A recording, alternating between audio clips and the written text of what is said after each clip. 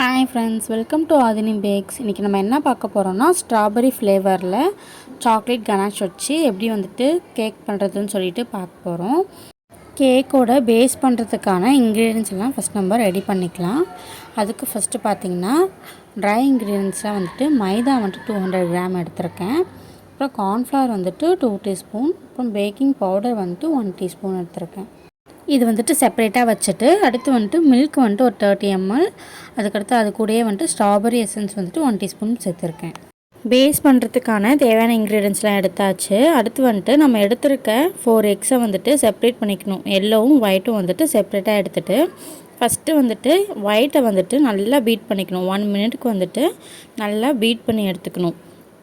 அதுக்கடுத்து பார்த்திங்கன்னா நம்ம எடுத்துருக்க சுகர் பவுட்ரு பண்ணிவிட்டு பேட்சாக ஆட் பண்ணி நல்லா ஸ்டிக் பீட்ஸ் வர அளவுக்கு நம்ம பீட் பண்ணி எடுத்துக்க போகிறோம்.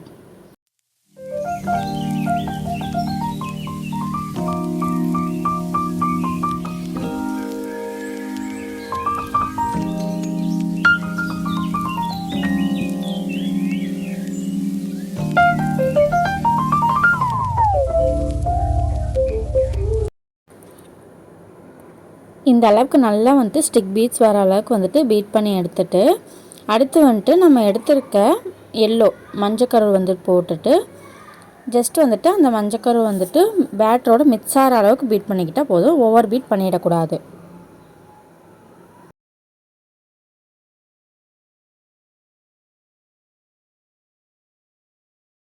இது கூடவே நம்ம எடுத்துருக்க ட்ரை இன்க்ரீடியன்ஸ் எல்லாம் ஒரு சல்லடை வச்சு நல்லா சலிச்சு ஆட் பண்ணிக்க போகிறோம். இது நம்ம 2 பேட்சாக ஆட் பண்ணிக்கலாம்.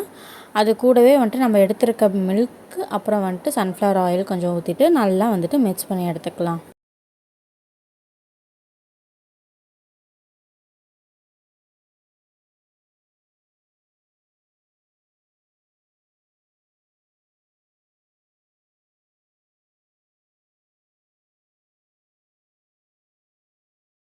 கட்டிகளும் இல்லாத அளவுக்கு ஸ்பேச்சுலா வச்சு நல்லா மிக்ஸ் பண்ணி எடுத்துக்கலாம். அதுக்கடுத்து பார்த்திங்கன்னா நான் இன்றைக்கி 7 inch டின் எடுத்திருக்கேன். அதில் பேட்டர் போர் பண்ணிவிட்டு ஒரு ஸ்டிக் வச்சு நல்லா பேட்டர் ஈவன் பண்ணி எடுத்துக்கலாம். அடுத்து ப்ரீ ஹீட் பண்ண ஓடிஜியில் பேக்கிங் டைம் பார்த்திங்கன்னா 30 to 35 மினிட்ஸ்க்கு 180 டிகிரியில் பேக் பண்ணி எடுத்துக்கோங்க. இப்போ பேக் பண்ணி வந்துடுச்சு. எவ்வளோ சூப்பராக இருக்குன்னு பாருங்கள். பேஸ் நல்லா கூல்டவுன் ஆன பிறகு இந்த மாதிரி 3 ஸ்லைசஸாக கட் பண்ணி எடுத்துக்கோங்க. இந்த மாதிரி நீங்கள் ஹோல்ட் பண்ணும் போது எதுவும் பிச்சிட்டோ இல்லை உடச்சிட்டோ வரக்கூடாது. அப்போ தான் பர்ஃபெக்டாக வந்திருக்குன்னு அர்த்தம் உங்களுக்கு. அடுத்து பார்த்திங்கன்னா இது ஸ்ட்ராபெரி ஃப்ளேவருன்றதுனால சுகர் சிரப்பில் நான் ஸ்ட்ராபெரி க்ரஷ் ஆட் பண்ணிக்கிறேன்.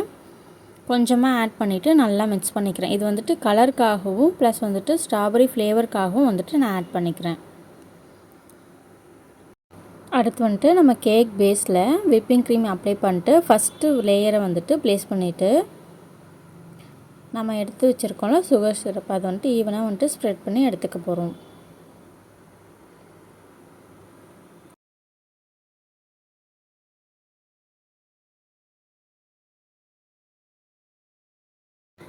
அடுத்து பார்த்திங்கன்னா விப்பிங் க்ரீம் நம்ம அடுத்த லேயராக போட்டுக்க போகிறோம். நல்லா ஈவனாக ஸ்ப்ரெட் பண்ணி எடுத்துக்க போகிறோம்.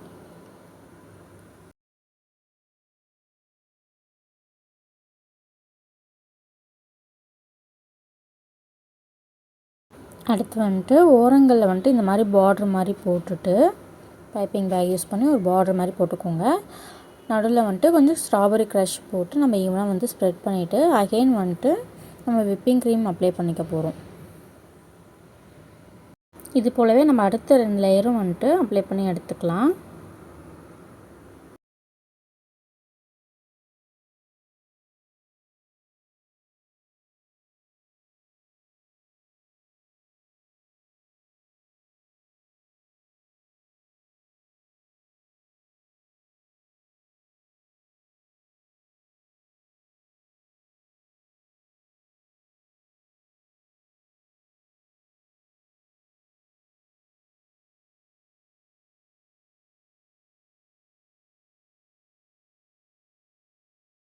அடுத்து கொஞ்சமாக க்ரீம் அப்ளை பண்ணி ஈவன் பண்ணி எடுத்துக்கலாம். கேக் எந்த இடத்துலையும் தெரியாத மாதிரி நம்ம க்ரீம் அப்ளை பண்ணி ஈவன் பண்ணி எடுத்துக்கலாம்.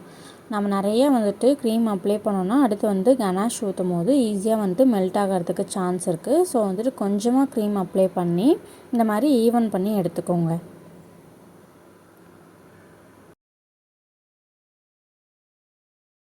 இப்போ வந்துட்டு ரெடி ஆகிடுச்சு. இதை வந்துட்டு நம்ம ஃப்ரிட்ஜில் வந்துட்டு ஒரு 1/2 அன் ஹவர் வந்துட்டு நல்லா வச்சு செட் பண்ணி எடுத்துக்க போகிறோம். அடுத்து வந்துட்டு நம்ம சாக்லேட் கனாஷ் வந்துட்டு ரெடி பண்ணிக்கலாம். சாக்லேட் கனாஷ் ரெடி பண்ணுறது வந்துட்டு வீடியோ எடுக்க முடியல.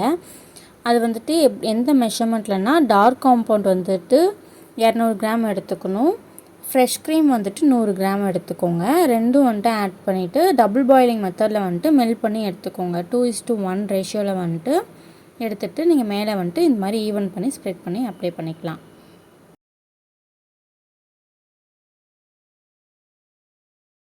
நல்லா இது போல் வந்துட்டு ஈவன் பண்ணிக்கோங்க.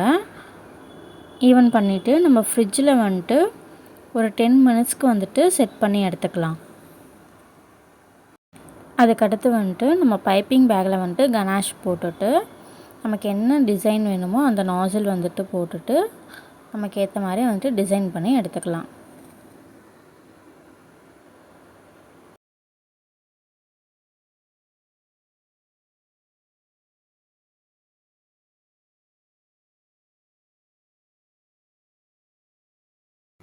நான் இன்றைக்கி ஹாப்பி பர்த்டே டாப்பர் வச்சு இந்த டிசைனை வந்துட்டு ஃபினிஷ் பண்ணிக்கிறேன்.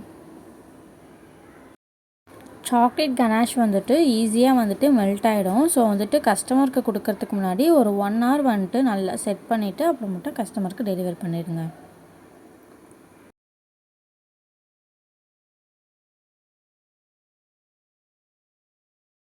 இந்த வீடியோ உங்களுக்கு யூஸ்ஃபுல்லாக இருந்திருக்கும்னு நம்புகிறேன்.